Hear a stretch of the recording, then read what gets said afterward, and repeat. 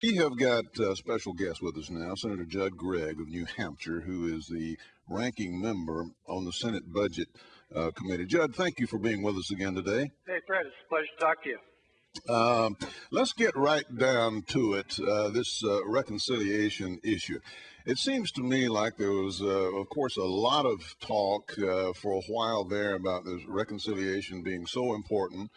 And it's obviously a cram down. It's never been used in this way before. But now you're having talk that, well, it's not all that important. The real issue is whether or not the House is going to pass the Senate bill, the one that the Senate has already passed, which is bad news enough for those who are concerned about what the president's trying to do.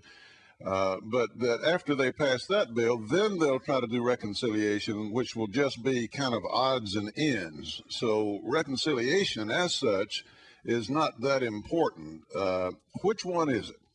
Well, you're absolutely right, Fred.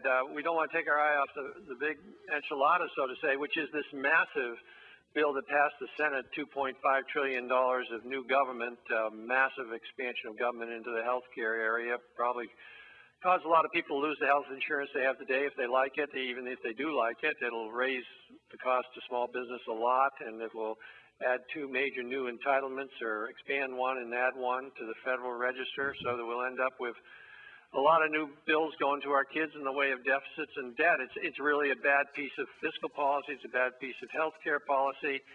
People were outraged about it when it passed the Senate, and I think they should still be outraged about it. But that's what the game plan here is to pass that bill, the big bill. And what they're doing is you're using this other bill, reconciliation, to basically buy off votes in the House from the more liberal members of the House who want to make this bill even bigger and more intrusive. And when they get those votes, and they pass the big bill, that'll go down to the president and will be signed. And this side bill, which is called the reconciliation bill, will really become almost irrelevant. I mean, as a very practical matter, there's going to be a lot of people who really care whether it passes or not because they will have already gotten their massive bill through, and it will be law.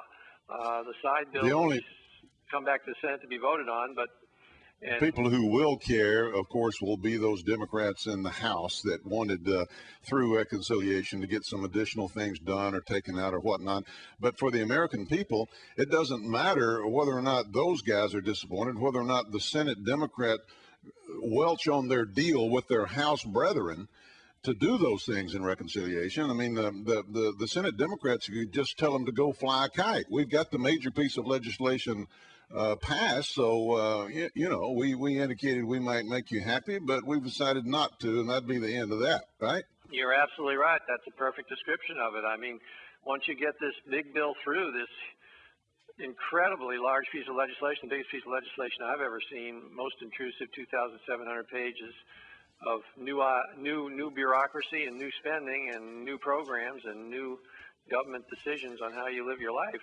Once that's through, there isn't going to be a whole lot of incentive for senators, at least on the other side of the aisle, my colleagues on the Democratic side, to do anything else because they'll have their bill. But even if they did something else, it would be at the margins. I mean, it's not going to dramatically impact what is this huge bill that will then be law. And remember, once it becomes law, once the House of Representatives passes this thing, it's going to be very hard to change it because even though we'll do everything we can to repeal it, and we'll spend a lot of time talking about it, and every Democrat who voted for it is going to have to explain that for the next 6 months up to the election, we're going to need two-thirds majorities to repeal it because that's what it takes to override a presidential veto.